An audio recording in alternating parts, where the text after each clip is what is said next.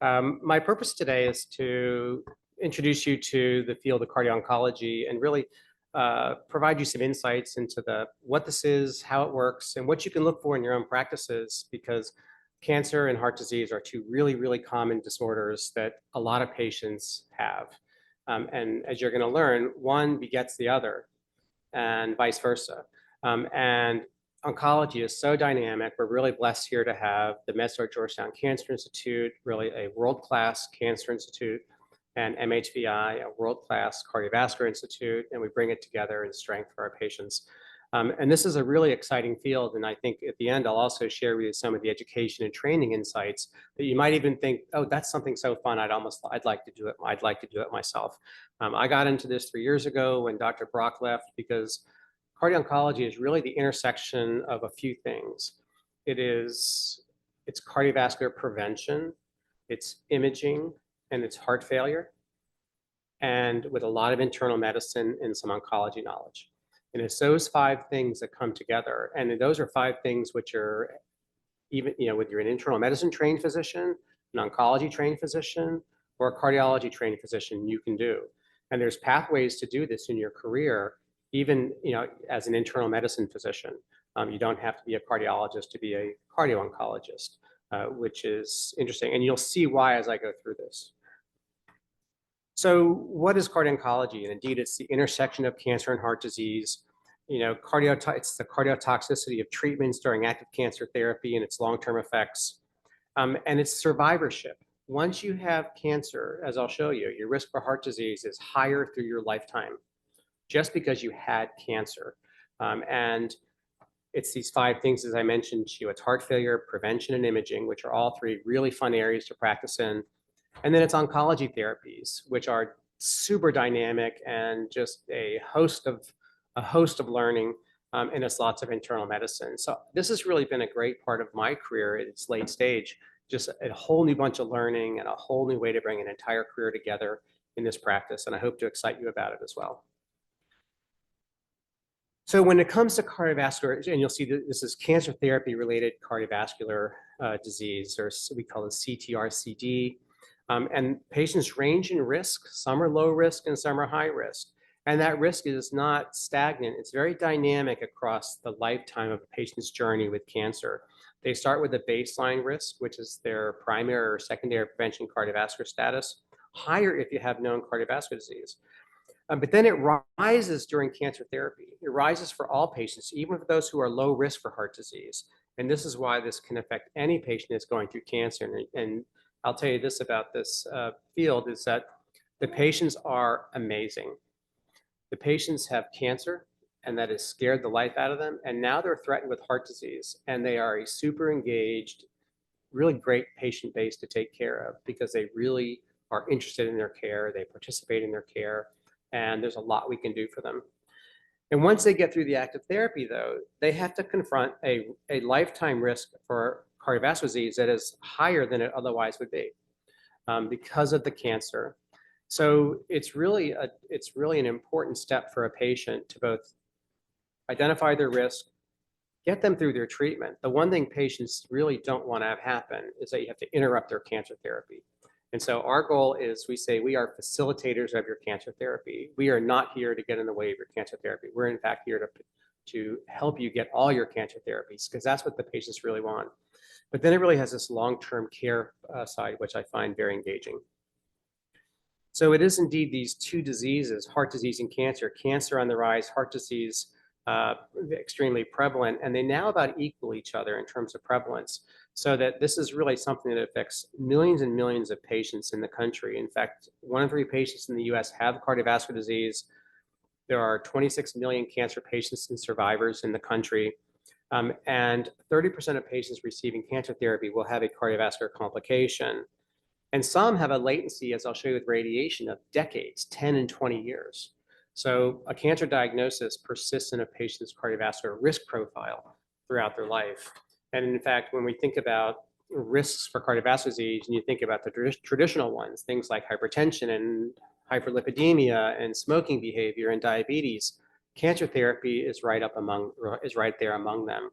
And really, just like we now consider risk enhancers, things like autoimmune diseases and so forth, cancer is a risk enhancer for cardiovascular disease.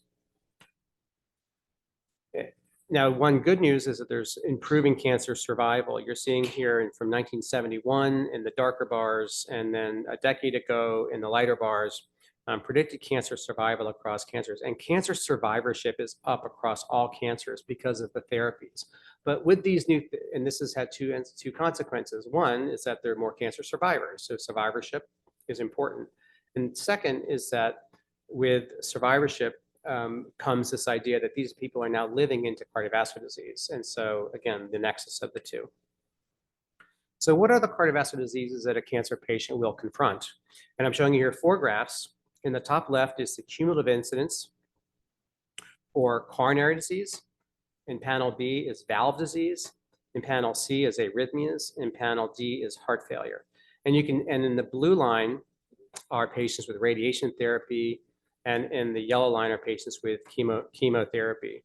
And you can see that, for instance, for coronary artery disease, both cancer chemotherapy and in particular radiotherapy really increase the patient's risk across life. The same thing goes for heart failure. Radiotherapy and cancer chemotherapy significantly increasing the risk for heart failure. Valve disease, not so much, but radiotherapy definitely creates risk for valve disease, as I'll show you, with a very long latency of decades. And then also arrhythmias, some heightened risk for arrhythmias. So this really falls across the spectrum of cardiovascular disease, from CAD, valves, arrhythmias, as well as heart failure. And why is this? So why would you say, because these things exist on problem lists, right? Melanoma. And then we don't think of that as a cardiac problem, but while in fact it becomes one. The magnitude of the risk is that a cancer survivor has about double the risk of lifetime risk of cardiovascular disease as a consequence of that cancer. And why? Well, one reason is there's common risk factors between cancer and heart disease. Smoking is a classic example, but all cardiovascular risk factors, in fact, associate with cancer risk. Lipids, for example. The better we treat lipids, the better people tolerate cancer chemotherapy, which is a really interesting thought. We would think, why are we treating you with a statin now when you're really dying, when you're really suffering with melanoma? Because I'm going to make your melanoma treatment more successful. And a lifestyle protective cardiovascular disease, exercise, proper diet, also intersects in terms of being protected from cancer. And then there's the cancer therapies themselves. We think of classic chemotherapy and radiation, with both direct and systemic tissue effects that potentiate all these disorders. But virtually all chemotherapies, including modern immunotherapy, has some potential for cardiovascular complications. And as I'm going to show you, one of the things I want you to leave here with today is an appreciation for the incredible heterogeneity and potential for immunotherapies, the current modern therapies, to both, which are amazingly effective for cancer therapy, but they have protean cardiovascular manifestations. And within a class of compounds, they are all very, very different. And I'll show you some examples of that. So you really have to dig into the nuances of the cancer therapy. And then there's this issue of survivorship, and we're getting older people with latent histories of cancer, and people are aging into cardiovascular disease. So there really is this idea now of comprehensive cardiovascular care in oncology patients, with both thinking about heart failure, cardiac amyloidosis, hypertension. There are peripheral arterial events, thrombosis, AFib, CAD, and valve disease, all that can confront the cancer patient depending upon the therapies they've received. And I'll commend to you this guideline. This was published in 2022, the European Society Guidelines on Cardio-Oncology. And it's a really, really effective document that outlines the care of the cardiovascular care of the cancer patient. And as I'll show you some tables from this, it shows you really very nicely as a summative document of what's out there, because it is simply very, very heterogeneous depending on the cancer chemotherapies. But there's a general paradigm, and we'll start with that. And the general paradigm adopts to these principles. We think about this at the time of cancer diagnosis, during cancer treatment, during the first year, and then in longer term follow-up. And it begins with the assessment of baseline risk. And the more cardiovascular disease somebody has, the more risk factors they have, the older they are, the higher the risk for cardiac complications of cancer chemotherapy. We would ask that you proactively refer moderate and higher risk patients prior to enduring cancer treatment. My fellow Moises Vasquez is here, and he and I see patients each week together, and we see patients in all phases. But we love it when we get people prior to therapy, because we can institute cardioprotective therapies, which upfront reduce their risk for CTRCD, cancer therapy-related cardiovascular disease.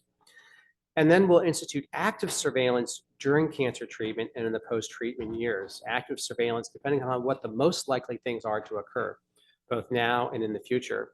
And then we have long-term follow-up. And it varies if patients are low risk for cardiovascular, for CTRCD, moderate or high risk. We really want the moderate and high risk patients referred up front.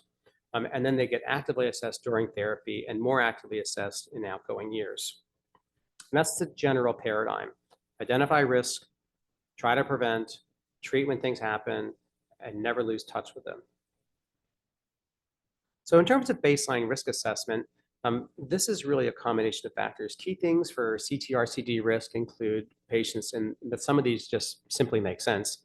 Patients that are older, patients with multiple cardiovascular risk factors, they have higher risk. Lifestyle risk factors matter. Exercise, as I'll show you. Prior cancer therapies matter. Patients who had prior cancer, multiple cancers are at higher risk. Anything that's abnormal at a baseline in terms of cardiac structure, for example, on an echocardiogram. And then you're going to see that we are very active use of biomarkers.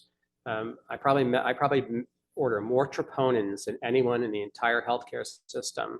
And Moises is nodding his head. Yes, Taylor loves his troponins. It's not just because the initial is T in troponin, but Taylor is starting to stand for troponin. I just order troponins all the time.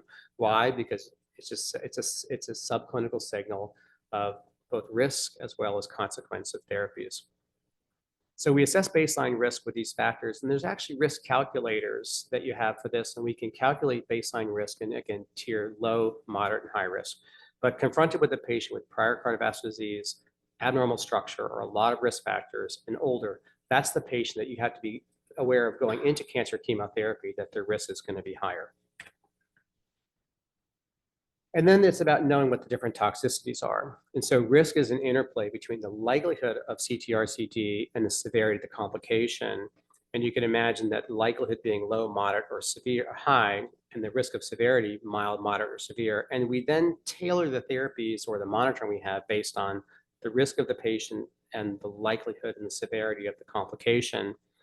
And this includes things like arrhythmia risk, suspected cardiovascular disease, the idea of risk factors, people with abnormal biomarkers that we're very active on, and then abnormal imaging.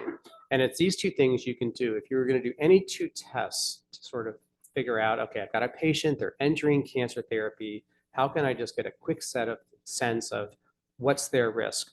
A baseline BNP and troponin and a baseline echocardiogram to demonstrate normal cardiac structure and function tell you quite a bit. And abnormal signals in any of those tests are referral signals to the cardiologist. So troponins are in fact really very telling, and this is troponins and the development of cardiotoxicity, and it's why I'm such a fan. You can get a troponin release pattern after high-dose chemotherapy that identifies patients at different risk of events over the next 3 years. These 3 lines demonstrate patients who had either initially negative or positive troponins and subsequently negative or positive troponins. And we will find troponins that start negative and turn positive, start positive and turn negative, or are positive and remain positive. And we stratify risk for these. The best thing we like to see is normal troponins before and during therapy. That's a sign that there's no subclinical myocardial injury. And it's not just a troponinemia, that's a really bad term. You do not want troponin in the bloodstream in any situation ever, anywhere.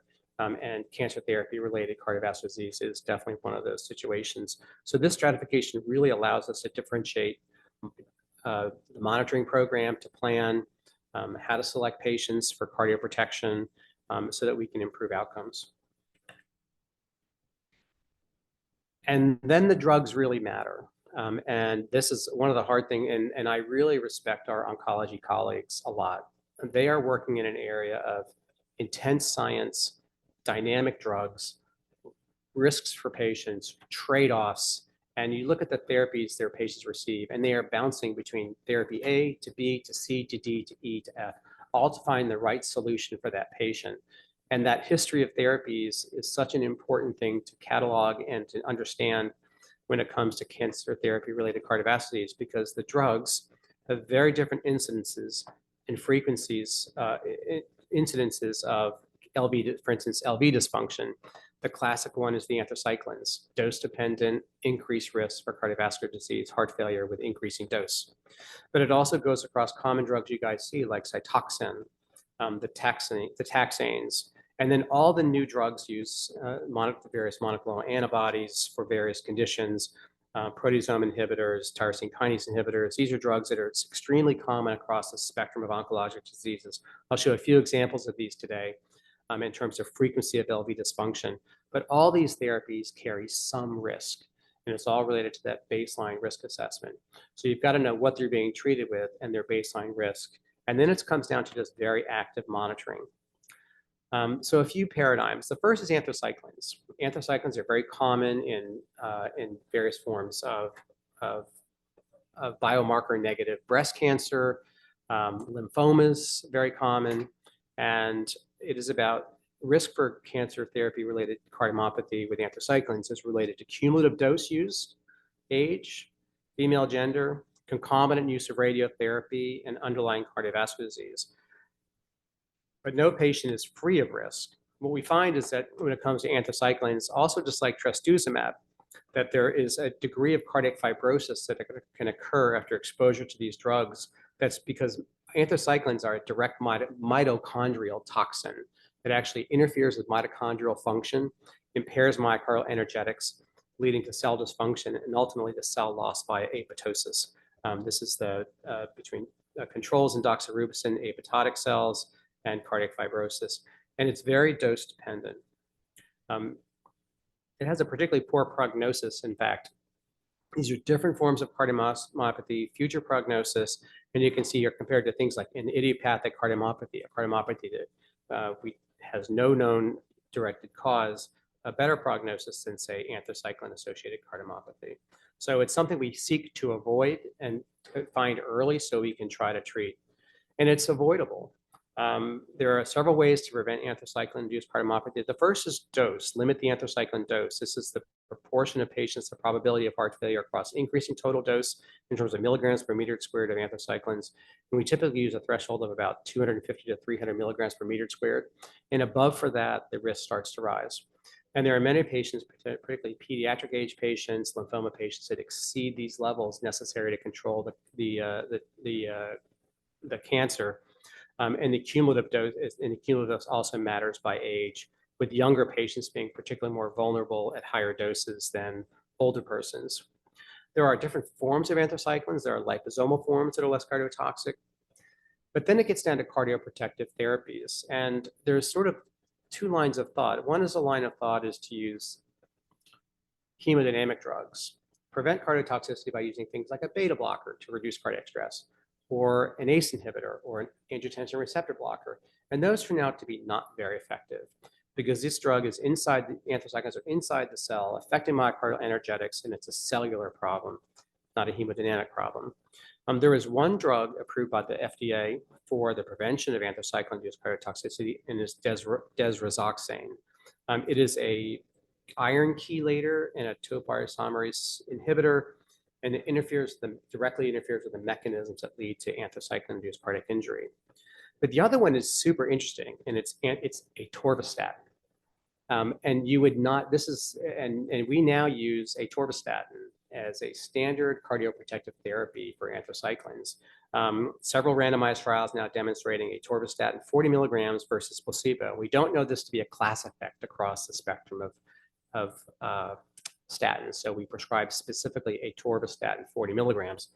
And at 12-month follow-up in this study, there was over halving of the rate of primary event, which is reduction in EF to abnormal value in the atorvastatin group. And there's biochemical mechanisms to what makes atorvastatin protective in this. Atorvastatin is a very specific structure that seems to interfere with anthracycline target toxicity. But what I find really even more interesting than that is newer agents, and SGLT2 inhibitors seem to be a lifeline in cardiovascular disease. And they are emerging as a very important cardioprotective strategy as well. And so you can see how this is, gosh, SGLT2s, those are drugs we use for diabetes and heart failure, but now they're turning into a cardioprotective therapy for cancer patients. Just like statins. Why are we going to use a statin? Because it's actually going to protect you from anthracycline-associated cardiotoxicity.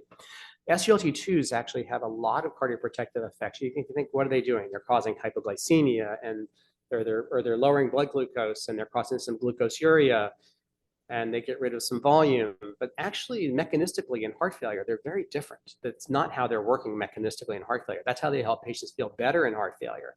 But why are SGLT2 inhibitors such a profound treatment in preserving adverse events, protecting from adverse events in heart failure?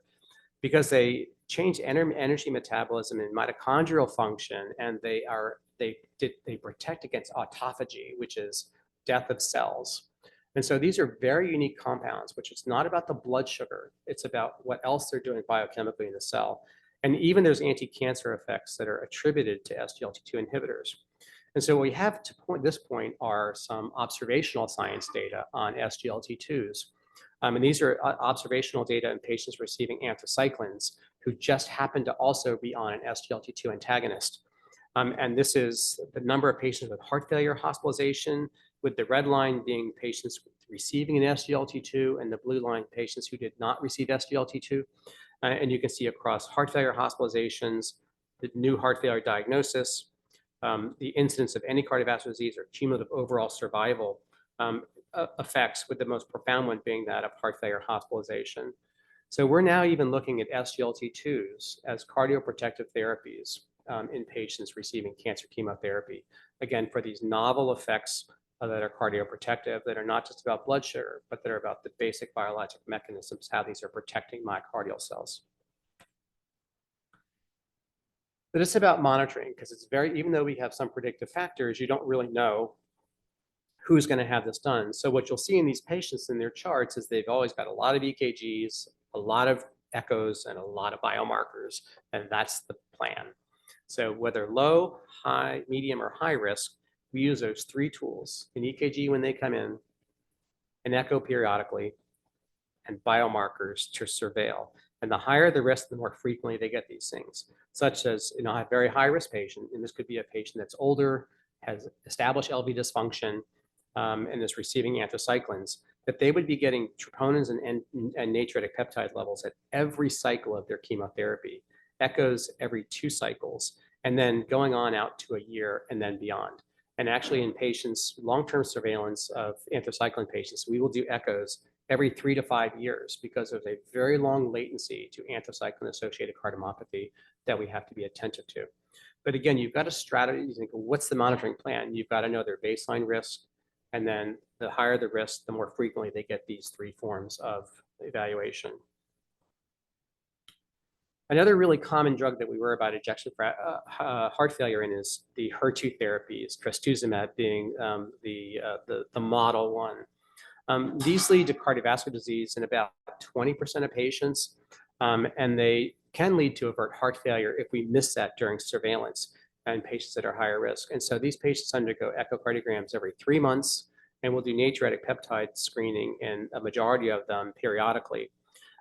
We do this based on both EF as well as a thing called global longitudinal strain. And I'll orient you to what that is, because you'll see that in echo reports of Cardio-Oncology patients. And there are some things that predict baseline risk for HER2 therapies. As you know, this is, and these therapies are now being used in not just breast cancer, but other malignancies, such as gastric malignancies.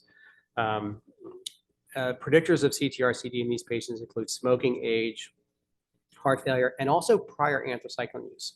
So the classic patient is the woman who's got triple negative breast cancer, who has hormone receptor negative breast cancer, who's going to receive dose dense anthracycline up front, and then downstream HER2.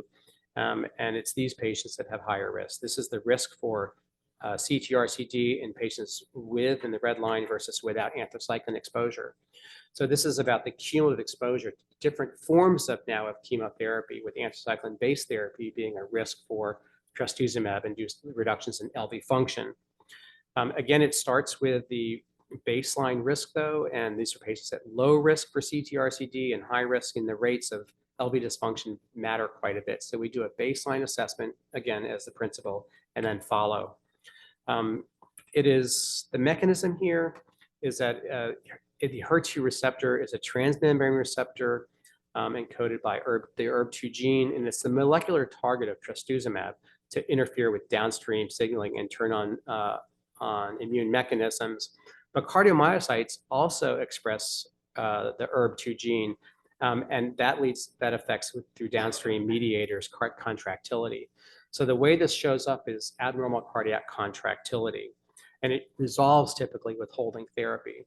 And so we monitor with every 3-month echocardiograms. Even in low-risk patients, they'll get an every 3-month echocardiogram to detect early decline in ejection fraction. It often recovers when the drug is withheld, and we'll do both troponin and BNP monitoring in high-risk patients to be an additional signal of developing LV dysfunction.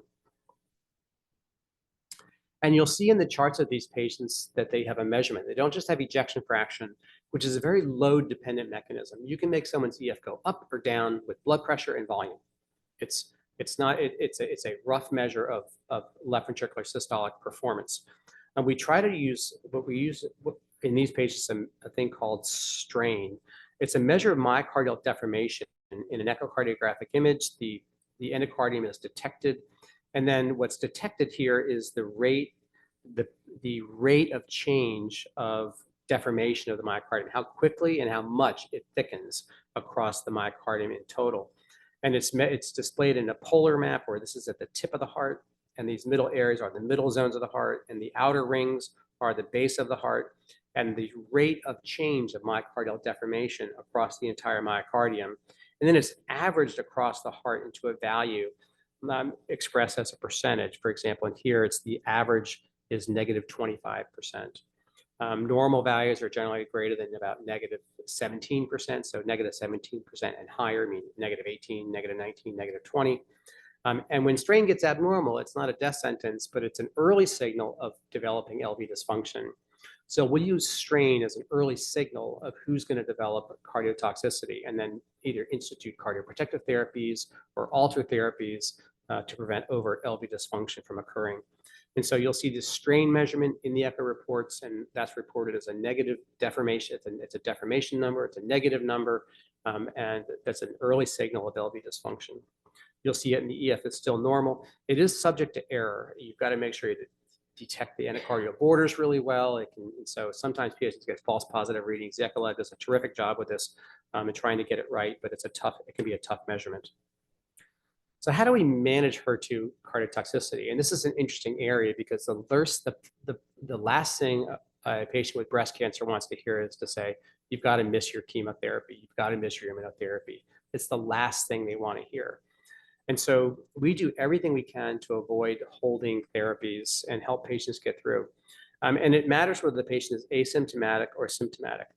We certainly we prevent symptomatic patients from developing because we monitor so closely. So that's the first thing, is to monitor closely and find this early. Look for small changes in strain. Look for that mild decrease in ejection fraction and alter course. But if people are asymptomatic, we will basically continue therapies through with cardioprotection.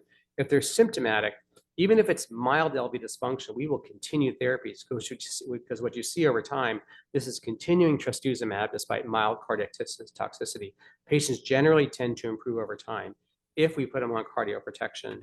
And the cardioprotection we tend to use, it really began, this is older data, although I think now things are swinging and we're thinking more about using SGLT2 antagonists, for example, in these patients, is that we use hemodynamic drugs. So whether we use carvedilol, a beta blocker, or an angiotensin synthetic inhibitor such as lisinopril, these drugs delay or prevent the development of cardiotoxicity versus placebo. And these are placebo-controlled data from a trial that actually we participated in here, that developed this idea. So we consider carvedilol and ACE inhibitors equivalent in this regard, and we use one or the other, depending on the patient's hemodynamics, whether their heart rate or blood pressure alone is the issue.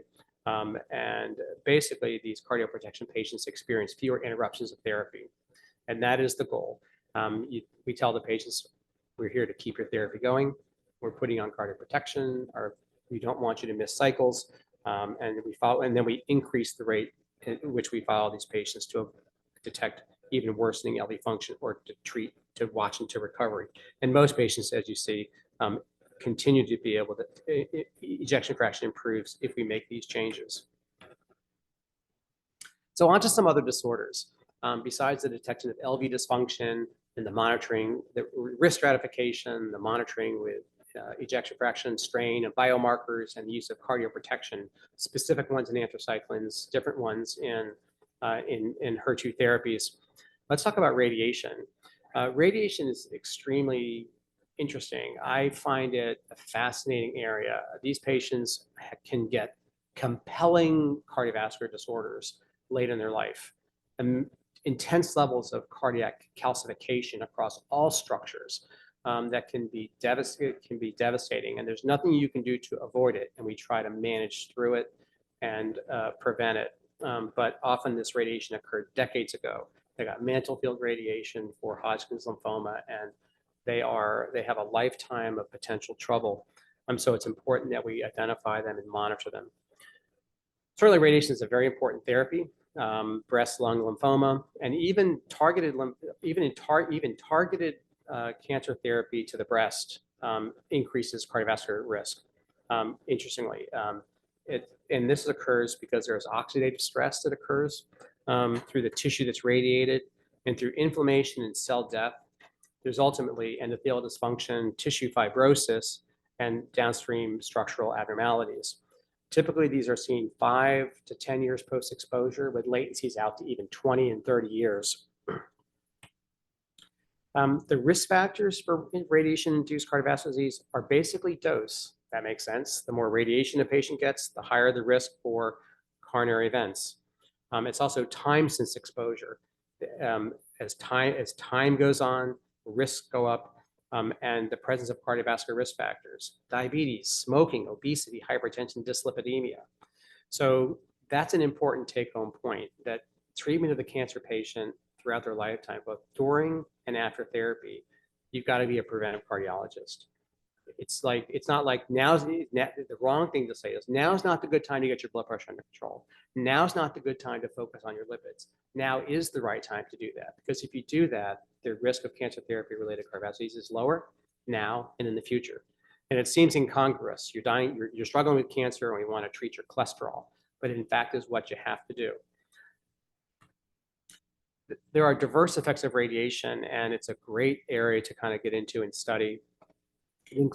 Every tissue that's radiated can be adversely affected, including radiation vasculopathy, valvular heart disease, both mitral and aortic disease, myocardial disease, direct fibrosis of the myocardium, and even pericardial disease, pericardial constriction from fibrosis and calcification. And it's hard to know which one's going to occur. And CT is a great way to detect it, because with CT imaging, you can detect this calcification in the coronary arteries, in the valves, and in the pericardium. So we make great use of all the chest CTs these patients have, and look at the chest CTs carefully for calcifications in the areas of the valves, the coronaries, the pericardium, to detect this. And the latency is important.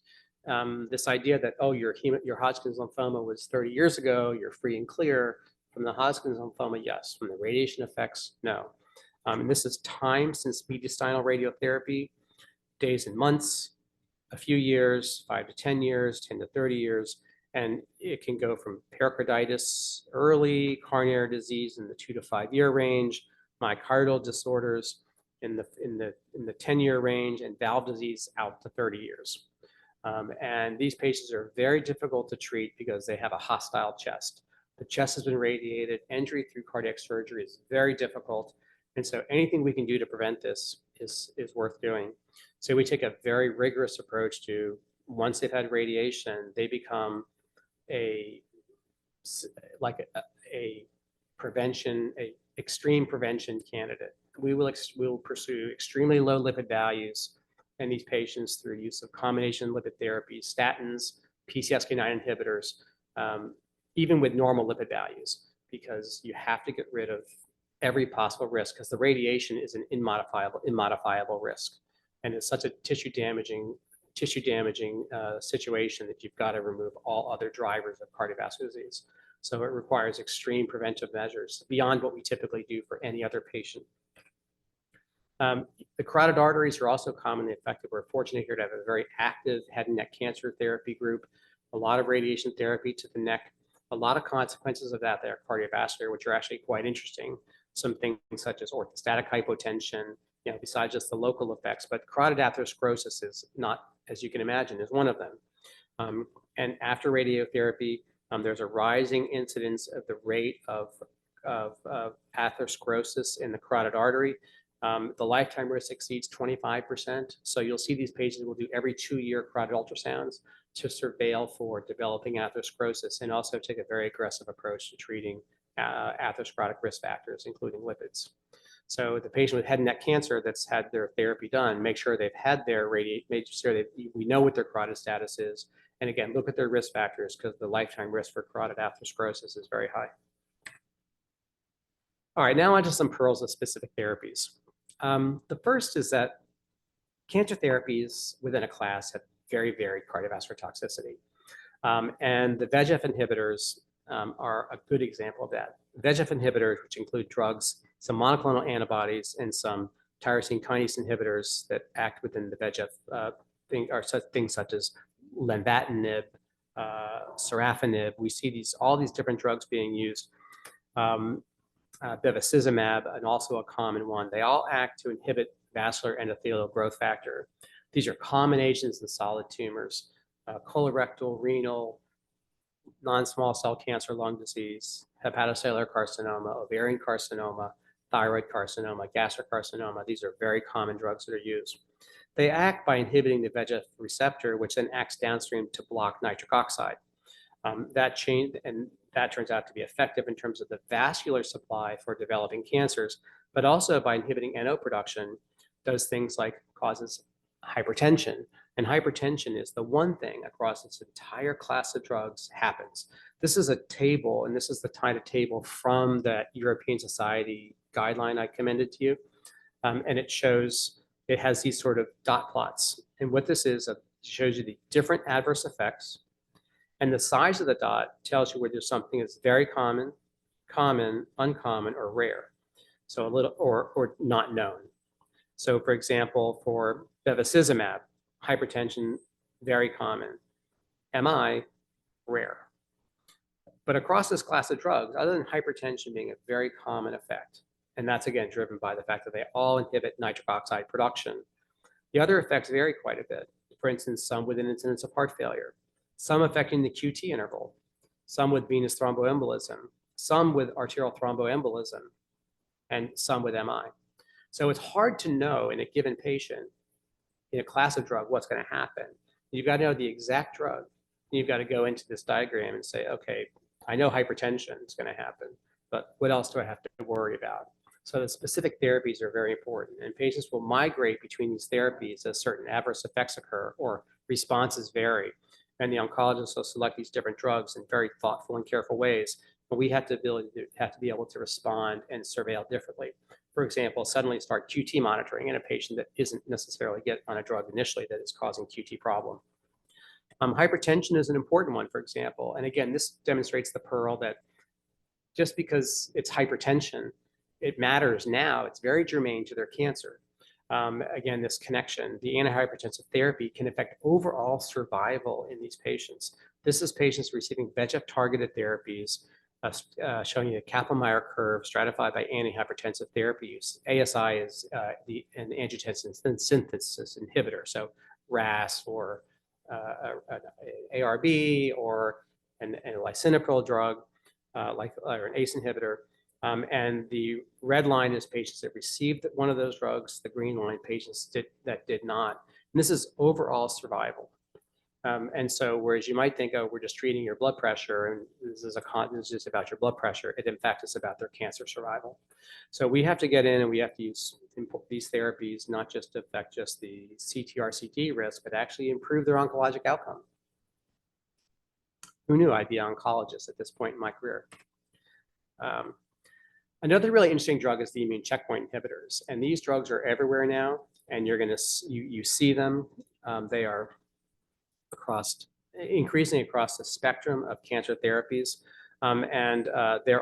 they occur in two forms: anti-CTLA-4 and anti-PD-1 drugs, and they cause really protein effects. The mechanism of action is that they exert their anti-tumor effects by blocking inhibitory signals that normally restrain T cells activation against cancer cells. And this releases the brakes, either whether it's a CTLA-4 or a PD-1 inhibitor, they release the brakes on the immune system so the immune system can target cancer cells, activate T cells against tumor cells, but in so doing can incite autoimmunity. And that autoimmunity occurs across the body. There is not a single organ system in the body that's not a potential target of autoimmunity in the setting of one of these drugs. And it's simply a matter of what a patient's going to get and to surveil for it. And so you have to be eyes up wide open. This is where you have to be a good internist, because anything can happen to these patients and often occur in multiples, different body systems affected at the same time. The heart can be affected with myocarditis. Fortunately, this is uncommon. That can be very severe. An example of a hemodynamically unstable patient with a modestly elevated troponin, really elevated BNP, having a lot of ventricular ectopy on electrocardiogram. And this is 3 weeks after the infusion of immune checkpoint inhibitor. And what happens is the autoimmunity turns against the myocardium and attacks the myocardial cells, causing myocarditis. That's reflected in the release of troponin, either troponin I or some crossover with skeletal muscles, troponin T. And sometimes patients have one or both myocardial as well as simultaneous skeletal myocyte injury. The incidence is fortunately low. The early reports, and this is an early report from the New England Journal demonstrating the frequency of this, is that myocarditis occurring in vastly under 1% of patients. Fatal events even less common. But when it occurs, it can be quite severe, and we have to be looking for it. A few pearls on how to look for this. The first, and this is, I find, remarkably helpful in the clinic, is that when we see a patient with concern, it's when do they begin their therapy? Because after the first, typically 3 months, and certainly after the first 6 months of therapy with an immune checkpoint inhibitor, patients are unlikely to develop myocarditis. It's an early problem, usually seen in the first couple cycles of immune checkpoint inhibition. And its manifestations are very easy to detect. Blue indicates the frequency of abnormalities in patients with immune checkpoint inhibitor associated myocarditis.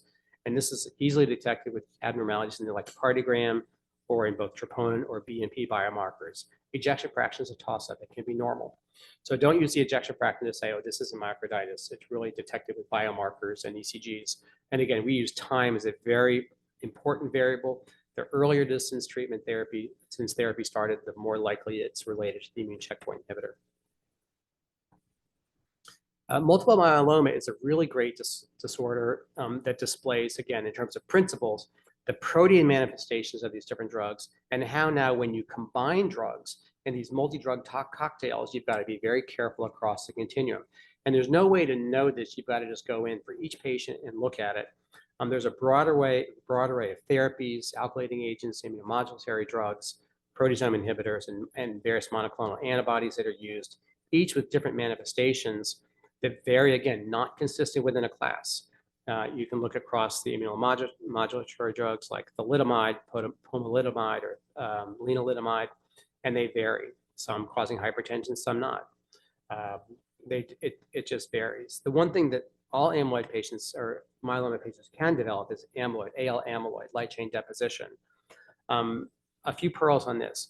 If you have a patient with myeloma and you're worried about microenvironment involvement, BNP pretty much tells you whether it's not present. If you have a normal BNP in a myeloma patient, they are likely free of amyloid deposition. BNP tends to be extremely effective in detecting this. It's classically, of course, detected with an ECG that would be low volume, meaning low QRS volume. And there often is a pseudo infarct pattern, that is, there are Q waves that can be present in the absence of myocardial infarction. And there's a lot of myocardial thickness relative to blood pressure. Often blood pressure is low. If you see a patient and their blood pressure is high, it's probably hypertension. If their blood pressure is low, it's not high, it's amyloid. Blood pressure is a really good distinguishing variable. But we make the diagnosis with echo, we confirm it with MRI, cardiac MR, and it can signal a very poor prognosis. There are, based on elevated biomarkers at different levels, it dramatically changes the overall survival. Normal biomarkers signifies a really good survival. Multiple abnormal biomarkers signals a very poor prognosis in AL light chain amyloidosis. So look for this in your myeloma patients, but be aware that the multiple therapies are very different. And again, it's very different across, even within a class. Just a few more points to make, and one of which is cardiovascular risk factors. I've harped on the fact that you've got to be a preventive cardiologist at the same time that you're thinking about this. This is not just about LV dysfunction. It's about taking broad care of this patient for their cardiovascular risk factors. And one is simply hormonal treatments for breast cancer. Very common long-term treatments, the aromatase inhibitors, tamoxifen. These are very commonly used in breast cancer patients. And these therapies, while these are low-risk patients in general, generally younger or early postmenopausal women, it increases the risk for MI, stroke, and heart failure. Heart disease is affected both angina and myocardial infarction and heart failure, all more prevalent in patients receiving these drugs. And it's driven by lipid disorders. So these patients get dyslipidemic, the HDLs drop, the LDLs go up. And so we look after and these patients are often postmenopausal or biochemically or surgically. And we will look at these patients and treat their lipids, again, very aggressively, because these risks are driven through both thrombotic as well as lipid risk factors. And then the long term, and all of us got into medicine because we love longitudinal care. If not, if I didn't like that, I'd be a heart surgeon. One and done. But I'm not. The longitudinal care is where it's at. And this is team-based care. It's lifelong awareness of the risk for cardiovascular disease in your patients. So as you walk out of here, if there's any one thing you remember the connection between the two disorders, and that it's a lifetime increased risk of cardiovascular disease in a cancer patient. And so those patients have heightened attention to their lifetime risk and their preventive opportunities. It matters, and it can be very varied. These are different treatments patients received and the long-term risks, and there's too much to go through here just to say that you've got to be aware of what their risks are. And I've attuned you to some of those today, but you've got to know exactly what their therapies were and then look for things over the long term. And the principles of this are the following, though. We evaluate their cardiovascular risk factors during the first year after cancer therapy, and then we'll do often echoes and biomarkers at a year to make sure everything is good. And in some patients, and obviously monitoring for symptoms, and in many, we look very long-term. We look at very long-term consequences, 5, 10, 20 years down the line, looking for long-term consequences. And then just a final pitch for something you probably wouldn't have predicted, but it came out very recently this summer, and I thought, that's really cool. And so I put this in at the end because I think that sometimes we think, again, it's, the intersection between what's good for one set of disorders is interesting to see how it affects cancer too. This is exercise. And you can think, well, exercise is, yeah, sure, it's helpful in cardiovascular disease. This is a randomized trial of structured exercise after adjuvant chemotherapy for colon cancer. Not the first study to show this, but I think this pushes this very strong in the direction. And this is a randomized trial of structured exercise over 2.5 years, again, after adjuvant chemotherapy for colon cancer.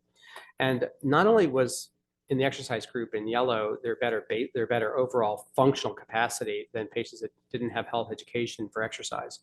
But in fact, overall disease-free survival and cancer-free survival, overall survival was better.